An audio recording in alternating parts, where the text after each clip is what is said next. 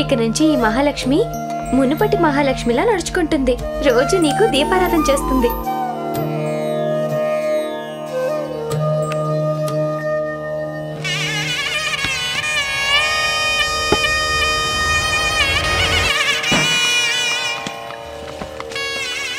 ఇదిగో చూడు, దీన్ని తీసుకొని ఇలా కలుపుతూ ఉండు. ఇలా చూడండి, ఏమున్నా చెప్పినట్టు చేయండి.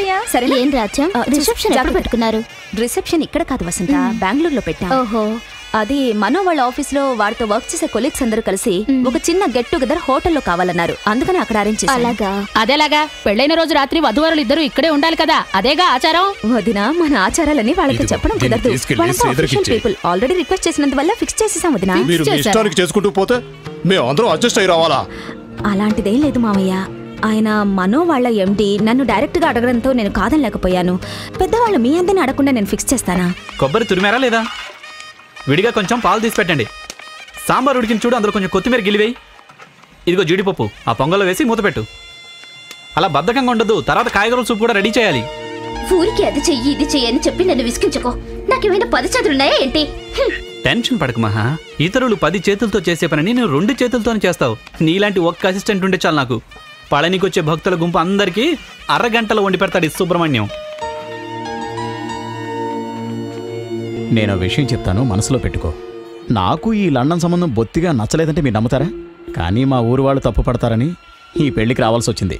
పెద్ద సంబంధం కుదిరిందని చెప్పి నీకు కూతురున్న సంగతే రాజ్యం మర్చిపోయింది కదా. కానీ అవన్నీ మనసులో పెట్టుకోకుండా నువ్వు ఈ పెళ్లికి వచ్చావు చూడు, నిజంగా నువ్వు పెద్ద మనిషి అయ్యా. రాజ్యంతో సంబంధం చేసుకోవడానికి నేనేమైనా లండన్లో బిజినెస్ చేస్తున్నానా ఏంటి? నేను సాధారణ సెంట్రల్ గవర్నమెంట్ స్టాఫ్ని కదా.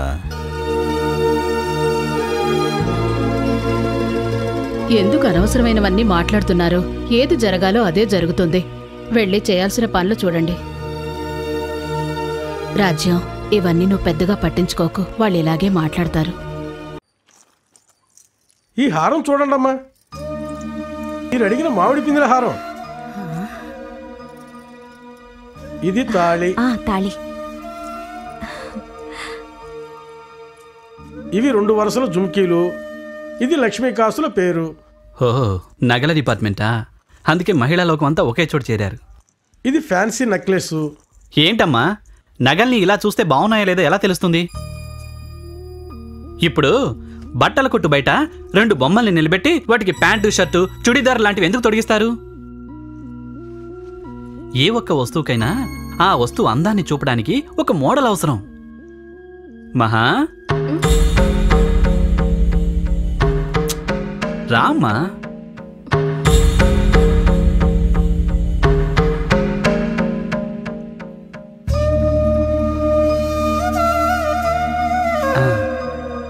మమ్మ, ఇది కొంచెం ఓసారి ఇవ్వండి. అది అది ఏమండి, కొంచెం హెల్ప్.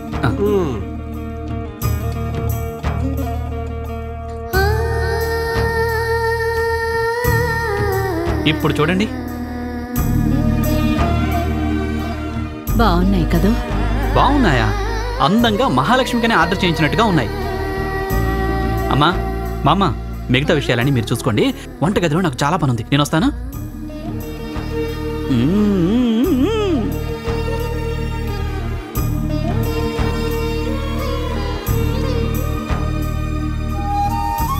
ముందా నగలన్నీ తీసేయండి. మీకెవరికి బుద్ధి జ్ఞానం లేదు? పెళ్లి కూతురికి చేయించిన నగల్ని పని పిల్లకి పెట్టి అందాన్ని చూస్తున్నారే. మేం మహాని పని మనిషి అనుకోలేదు బాబు. మీరు కావాలంటే అలా అనుకోవచ్చు. నువ్వు పిలవగానే వచ్చి నిలబడతావా? ఇంత చిన్న విషయాన్ని ఎందుకు శ్రీధర్ పెద్దది చేస్తున్నావు? ఏంటి ఇది చిన్న విషయమా? ఓయ్, వాళ్ళకంటే తెలీదు. నువ్వు తరతరాలుగా నగలు చేస్తున్న కంసాలివి, నీకు తెలీదు? నేను మీ బంధువుల అమ్మాయి అనుకున్నాను. ఏంటి అనుకోవటం గినుకోవటం? ముందు ఆ నగలన్నీ తీసి పంపించాయి. ఈ ఇంట్లో ఒక్కటన్నా కరెక్ట్ గా జరుగుతుందా? ఊరిగా ఉంటే తమలపాకులు మార్చుకొని పెళ్లి చేసేటట్టున్నారు.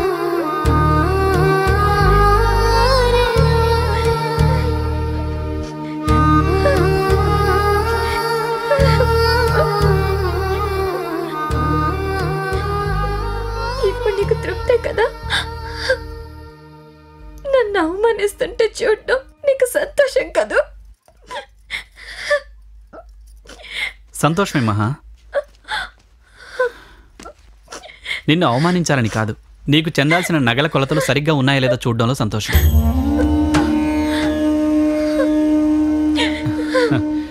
సమస్యలో ఉన్న మంచిని విడదీసి చూడటం తెలిస్తే ఎప్పుడు సంతోషమే మహా. వెళ్ళు, వెళ్ళి పెళ్లి పనులు చూడు. వెళ్ళు.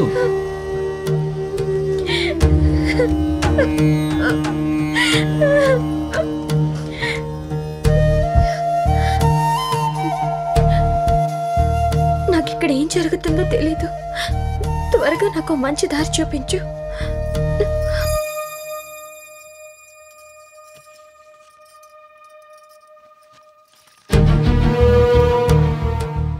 ఇంతవరకు అమ్మ కోసమని ఓర్చుకున్నాను. ఇక అమ్మ ఏడ్చినా పర్వాలేదు, నేను ఇక్కడ ఉండలేను.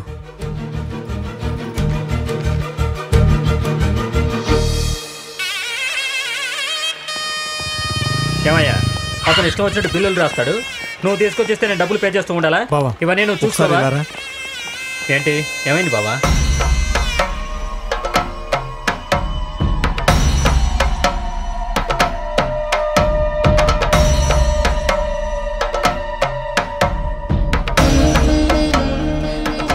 ఇతరులను గౌరవించకుండా వాళ్ళ ఇష్టానికి చేస్తే ఇలాగే పొగరనుకుతుంది. ఆవిడకి ఎప్పుడూ ఓవర్ కాన్ఫిడెన్సే కదా. భర్త లేని నువ్వు నీ ఇష్టానికి ఎలా చెయ్యొచ్చా? మరి బంధువులమంటూ మనమంతా ఎందుకున్నట్టు? ముసలోళ్ళం అయ్యామని అనుభవజ్ఞుల్ని పక్కకు తోసేసి ఇంట్లో ఆడవాళ్ళు వాళ్ళ ఇష్టానికి చేస్తుంటే ఇలాగే కుటుంబ గౌరవం మంట కలిసిపోతుంది. జరిగిందేదో జరిగిపోయింది. ఇలా జరుగుతుందని ఎవరికి మాత్రం తెలుసు? తర్వాత ఏం చేద్దాం అది చెప్పండి. మేమేం చెప్తాం, అంతా మీ అమ్మాయే చెప్పాలి. ఇప్పుడైనా నోరు తెరిచి మాట్లాడు. ఏం ఫీల్ కావద్దు రాజ్యం, ఆలోచించి మంచి నిర్ణయం తీసుకుందాం.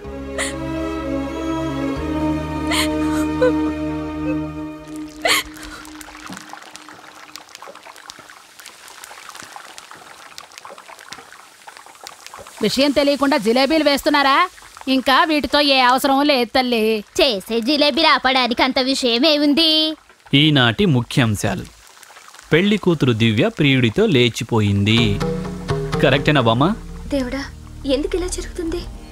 నువ్వెందుకు ఫీల్ అవుతున్నావు మహా? కొన్ని కష్టాలు తర్వాత వచ్చే సంతోషానికి కారణం కావచ్చు కదా. అంతా వాళ్ళ రాతలాగా జరుగుతుంది. బామ్మ తిను. ఈ ఇంట్లో తప్పకుండా వచ్చే 19వ తేదీ నాడు పెళ్లి జరుగుతుంది. జరగని వస్తాను, వచ్చి డైరెక్ట్గా చెప్తాను. అబ్బాబ్బా, అందరూ ఫోన్ చేసి అడగడం మొదలుపెట్టారు. విశ్వనాథం, నువ్వు తలుచుకుంటే మన కుటుంబం పరువు కాపాడొచ్చు.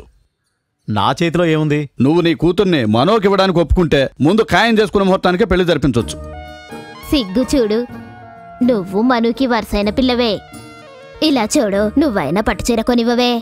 మనము ఇతరుల ముందు చులకన కాకూడదు. పెట్టుకున్న ముహూర్తానికే ఈ పెళ్లి జరగాలి. అందుకని మా అమ్మాయిని మనోకివ్వడానికి నాకేమీ అభ్యంతరం లేదు. రాజ్యాన్ని ఒక మాట అడిగి చూద్దాం. తన్నడిగేదే ఉంది, తన కొడుకు మంచి కోసమే కదా అందరం కలిసి మాట్లాడుకుంటున్నది. నేను తనతో మాట్లాడతాను, మీరు జరగాల్సింది చూడండి, పోండి.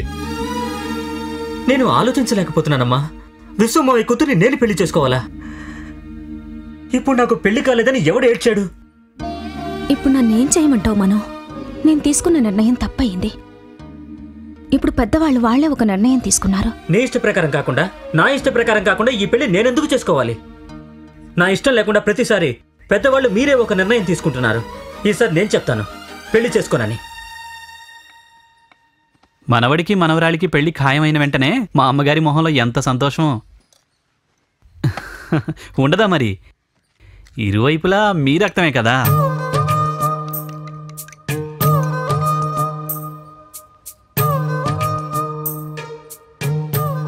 మామ, వయసులో చిన్నవాణ్ణి, నేనేదో చెప్తున్నానని అపార్థం చేసుకోకండి.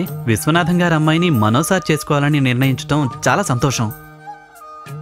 వాళ్ళిద్దరికీ జాతకాలు కుదిరాయో లేదో చూస్తే మంచిది కదా మామ.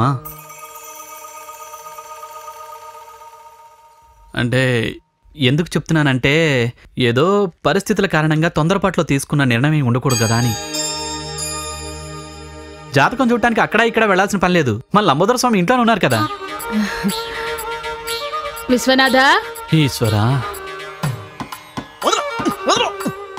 సుబ్రహ్మణ్య, ఏమిటయ్యా నీ సమస్య? ఇంకా సేపట్లో మా అమ్మ నిన్ను పిలుస్తుంది. బామ్మ నన్ను పిలుస్తుందా? చి ఒకవేళ నా గురించి నిజం తెలుసుంటుందా? నేను చెప్పినట్టు నువ్వు వినలేదంటేనే నిజం తెలుస్తుంది. సుబ్రహ్మణ్య, నేనే. ఓం హ్రీం క్లీం కైం గూం గాం గూం చూసావు కదా నా పవర్ని. అచ్చి నువ్వు చేతిలో విభూతి పట్టుకొని నేను చూశాను కదా. నా వీక్ పాయింట్ తెలుసుకుని నన్ను అన్ని విధాలా టార్చర్ పెడుతున్నాడు. సరే ఇప్పుడు నేనేం చేయాలి? మనో సార్కి విశ్వనాథం గారి కూతురికి జాతకాలు కుదురుతాయా లేదా అని నిన్ను అడుగుతాను. అప్పుడు నువ్వు ఏం చేస్తావంటే గోడెక్కి దూకి ఎస్కేప్ కమ్మంటావా? నువ్వు గోడెక్కి పారిపోవద్దు. బుధుడు శుక్రుడి మీదకి ఎక్కేశాడు, గురువు శని మీదకి ఎక్కేశాడు, శుక్ర శని ఆదివారాలన్నీ అలాగే బస్ ఎక్కి వెళ్ళిపోయానని చెప్పి ఈ 2 జాతకాలు సెట్ కావు అని చెప్పాలి. అపచారం అపచారం. గ్రహాలతో నేను ఆటాడగలనా? నా నోటితో నేనే అబద్ధం చెప్పాలా?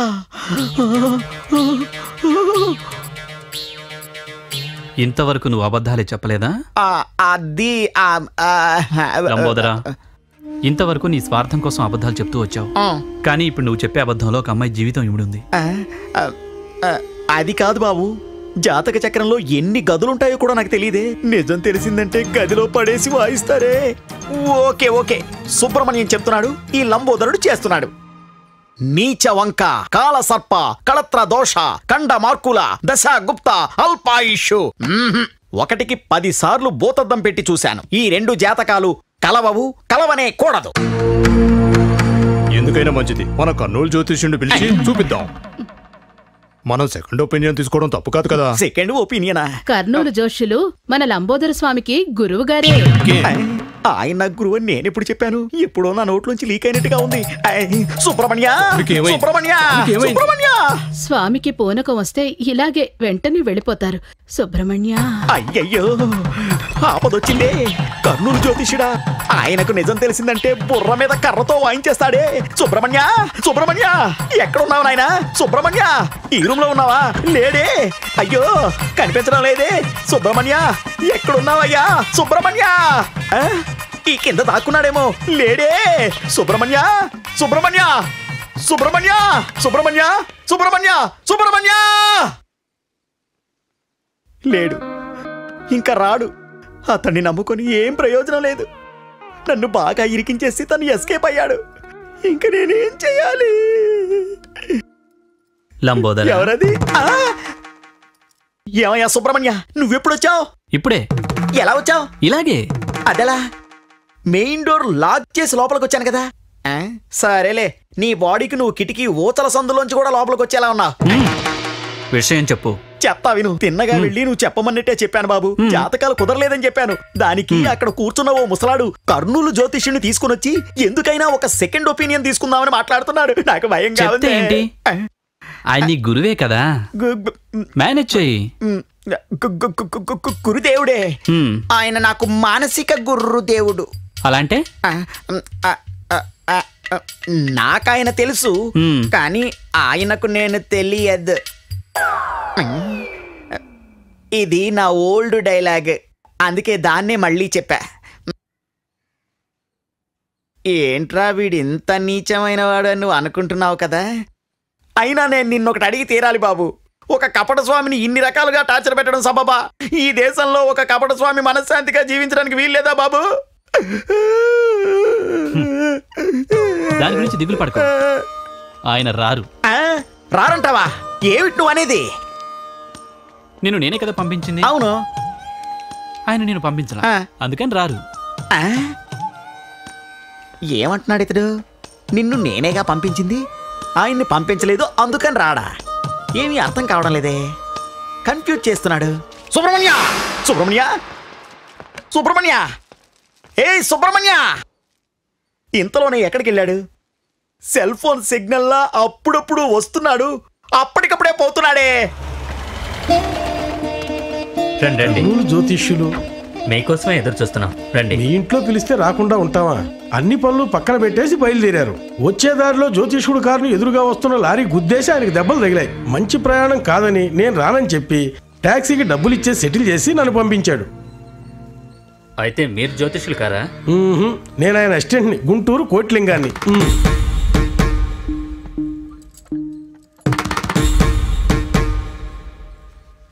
అయ్యా ఇదిగోండి పేపరు.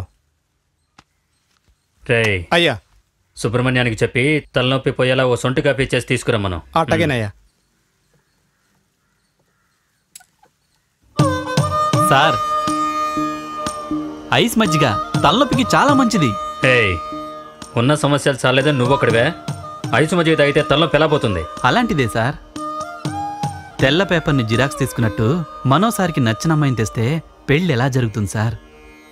సమస్య ఎక్కువ అవుతుంది కదా సార్.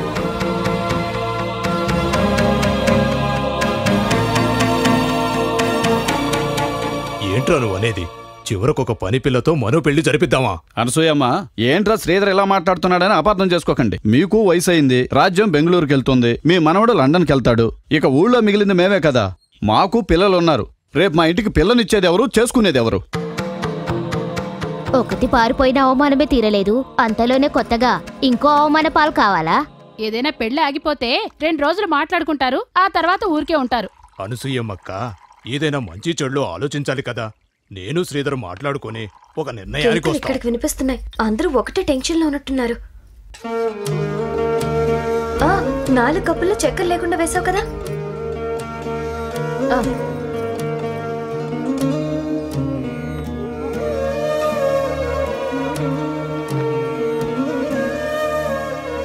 మహా,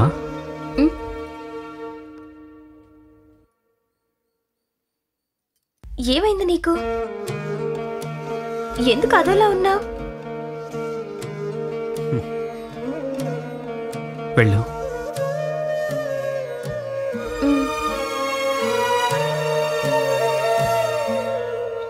ఒకవేళ మమ్మల్ని పిలిపించి అవమానించాలనే ఉద్దేశంతోనే రమ్మన్నారా? మాట్లాడేది కొంచెం నిదానంగా మాట్లాడతారా?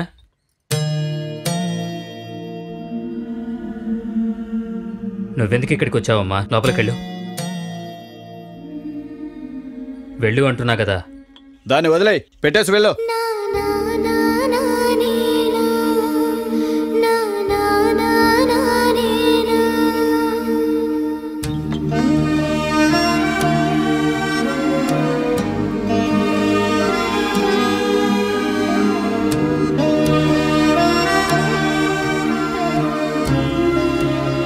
మనం ఎవరం వద్దనుకునే కదా పని మనిషిని ఇంట్లో పెట్టుకొని మనకిచ్చి పెళ్లి చేయాలనుకుంటున్నారు.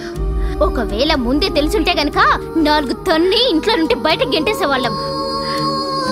ఇలా చూడరా, మనం నీ వయసులో ఇలాంటి కోరికలు కలగడం సహజమే. అందుకని పెళ్లి చేసుకుని ఇంట్లో పెట్టుకుని సంసారం చేయగలమా? ఇలా చూడండి మావయ్య, మనం పెద్దవాళ్ళు మాట్లాడేటప్పుడు మధ్యలో మాట్లాడుకో. ఏంటి మావ మీరు మాట్లాడేది? ఆ అమ్మాయో మనో వచ్చి పెళ్లి చేయమని అడగలేదు కదా. మనమే విషయం తెలిసి మాట్లాడుకుంటున్నాం. ఇలా చూడు దాసు, నీతో చదువుకుంటున్న అమ్మాయిని లవ్ చేసి పెళ్లి చేసుకున్నావు. తను నీకు బిజినెస్ లో హెల్ప్ గా ఉంది. దాన్ని మేమేమైనా తప్పని చెప్పామా? మనో ఆ అమ్మాయిని ఇష్టపడుతున్నాడు. ఆ అమ్మాయి పరిస్థితి చూసి నేను అన్నీ తెలిసే నా కూతుర్ని ఖాయం చేస్తున్నప్పుడు నువ్వు మౌనంగా ఉన్నావా? జాతకాలు కలిసి ఒకవేళ పెళ్ళే గనక జరుగుంటే నా కూతురికైతే ఏమై ఉండేది? నీ మనవడి జీవితం గురించి ఇంతగా ఆలోచిస్తున్నారే. నా కూతురు నీకు మనవరాలే కదా. తండ్రి లేని పిల్లాడు కదా అని మీరు మీ ఇష్టానికి నిర్ణయం తీసుకుంటారా? మీ ఇష్టానికి ఓ పని మనిషితో పెళ్లి జరిపిస్తే జీవితాంతం మచ్చ మాసిపోదే. రారా, ఈ విషయం నీకు తెలుసునా? తెలిసే నువ్వు దాన్ని ఇంట్లో వదిలిపెట్టావంటే నువ్వు ఇందులో భాగమేనా? ఇదేనా నువ్వు ఈ ఇంటి ఉప్పు తిన్నందుకు చూపించే విశ్వాసం? పని పిల్లని ప్రేమించడానికి పిలిపించి వంటవాడిని రాయబారిగా రప్పిస్తావా? అయ్యా, ఇంతకు మించి ఎవరూ ఒక్క మాట మాట్లాడొద్దు. ఆ అమ్మాయిని ఇంట్లో పని కోసం తీసుకొచ్చి పెట్టింది నేనే. ఇటువంటి పొరపాటు జరిగినందుకు నన్ను ఆ అమ్మాయిని నరికి పారేయండి. కానీ దయచేసి అనసూయమ్మను రాజలక్ష్మమ్మను తిట్టకండి. ఆ అమ్మాయి వల్ల మీ కుటుంబంలో ఎటువంటి సమస్యలు వద్దయ్యా. ఆ అమ్మాయిని నేను తీసుకెళ్లిపోతాను. ముందు ఆ పని చేయి, వెళ్ళు.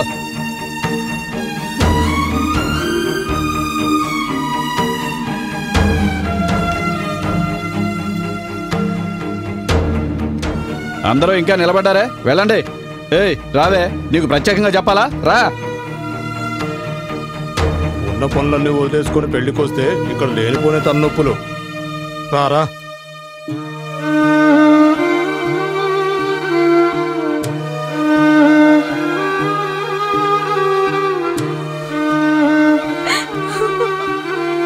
స్వామి, నిన్ను నేను పూజించని రోజే లేదే. ఎందుకయ్యా మమ్మల్ని ఇలా పరీక్షిస్తున్నావు? సుబ్రహ్మణ్య,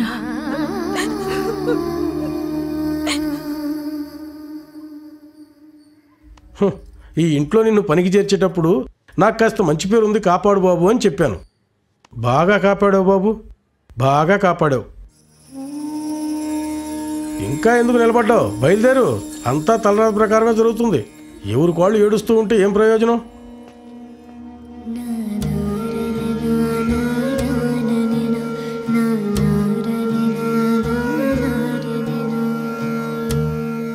ఇతరుల విషయాల్లో జోక్యం వద్దు అని చెప్పాను కదా, విన్నావా?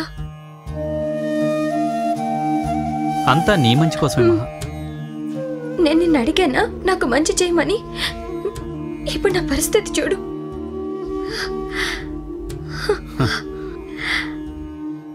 ఏ సమస్య అయినా ఎదిరించినదే తీరదు మహా.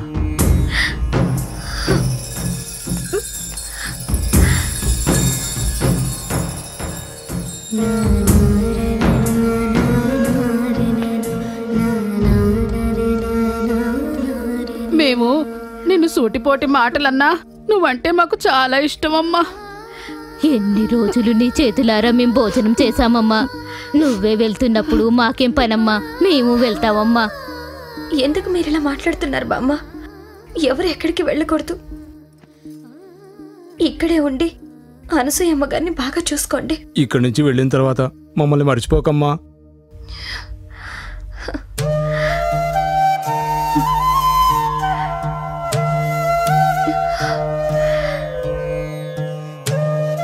ఏంటి, వెళ్దామా?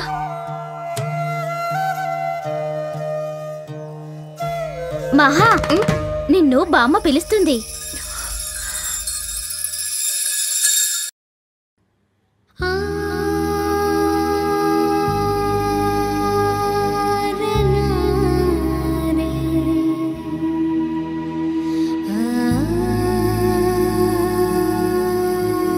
ఏంటి, వెళ్ళిపోదాం అనుకుంటున్నావా? నువ్వేం తప్పు చేశావని వాళ్ళు నిన్ను ఇంట్లో నుంచి పంపిస్తున్నారు? అర్హతకు మించి ఆశించానని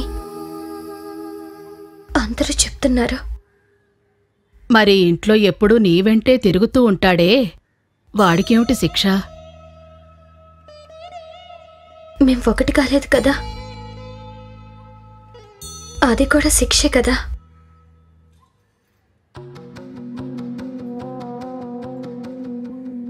రా కూర్చో, కూర్చోమ్మా. రామ్మా.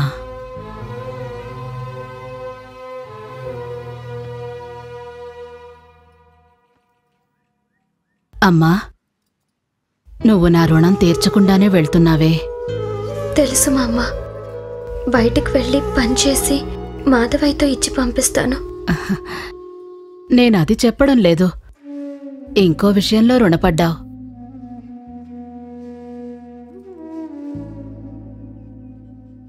ఈ మా అమ్మ దగ్గర మాత్రమే పాడతానన్నావు. ఆ పాట రుణపడ్డావు కదమ్మా, పాడు. నేను పాడగలనా అనిపిస్తుంది మా అమ్మ. నువ్వు పాడగలవమ్మా. నువ్వు నేను మాత్రమే ఇక్కడున్నావనుకుని పాడు. పాడమ్మా.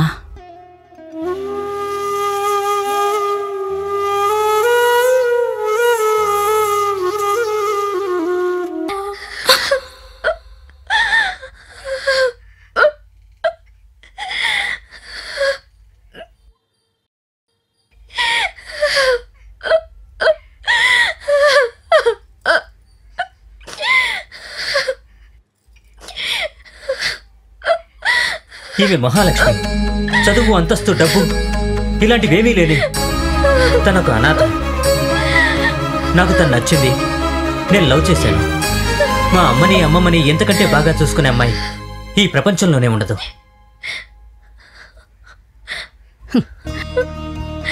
ఇది నీ నోటి నుంచి రావడం కోసమేరా నేనెదురు చూస్తోంది. వీళ్ళిద్దరినీ ఒక్కటిగా చేయడం వల్ల బాధపడేది ఎవరైనా సరే, దాని గురించి నాకు లెక్కలేదు. ఇదే నా నిర్ణయం.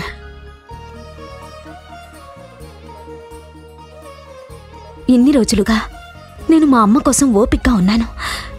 ఇప్పుడు తనే అంగీకరించిన తర్వాత మా అమ్మ సంతోషం, నా కొడుకు జీవితమే నాకు ముఖ్యం. రండి. మాంగళ్యం తంతునానేన మమ జీవన హేతునా కండే బధ్నాని తుమగే త్వం జీవ సరదస్సదం సతమానం భవతి హదాయుం పురుషः సతేంద్రియ ఆయుష్యేవేంద్రియే ప్రతిష్టతి.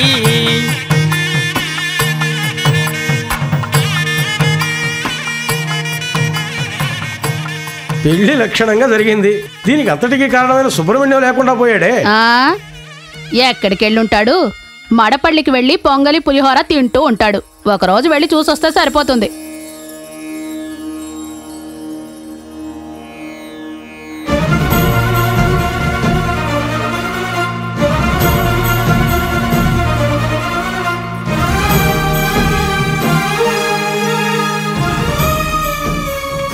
ఇక్కడ మడపల్లి సుబ్రహ్మణ్యం. మడపల్లి సుబ్రహ్మణ్యమా? ఉండండి, ఫోన్ చేస్తాను.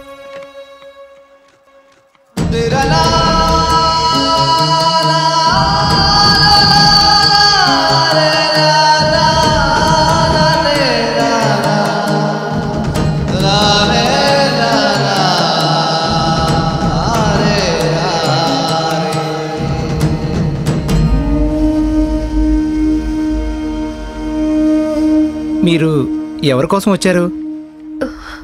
మడపల్లి సుబ్రహ్మణ్యాన్ని చూడాలి. అది నేనే. అనసూయమ్మ గారింట్లో పనికొచ్చిన సుబ్రహ్మణ్యం. అనసూయమ్మ గారింట్లో మంచి జీతం ఇస్తాం, పనుంది, రమ్మన్నారు. కానీ తర్వాత ఎవరూ రమ్మని చెప్పలేదు.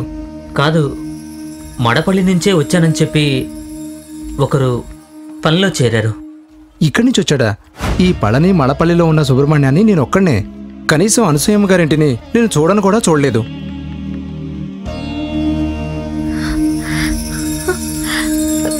రండి.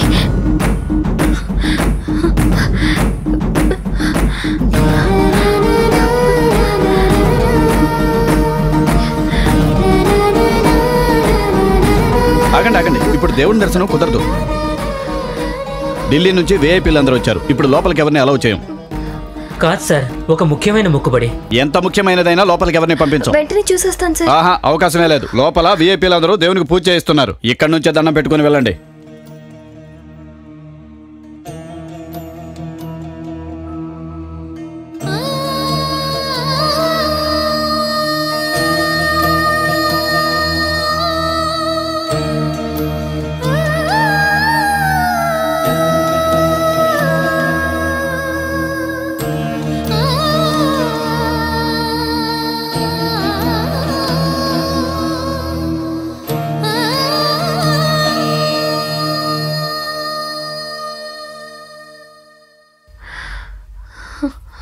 మహా,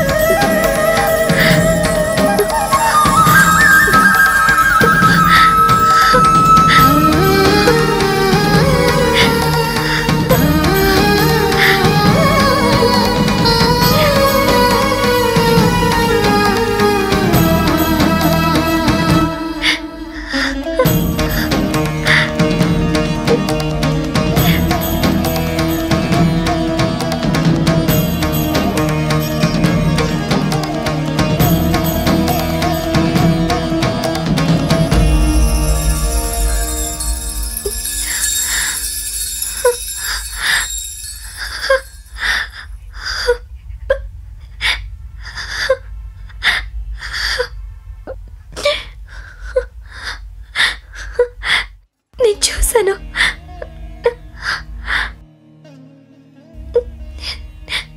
నేను మాత్రమే చూశాను. ఆ సుబ్రహ్మణ్యాన్ని చూశాను. ఆ సుబ్రహ్మణ్యం ఎవరనేది తెలుసుకున్నాను.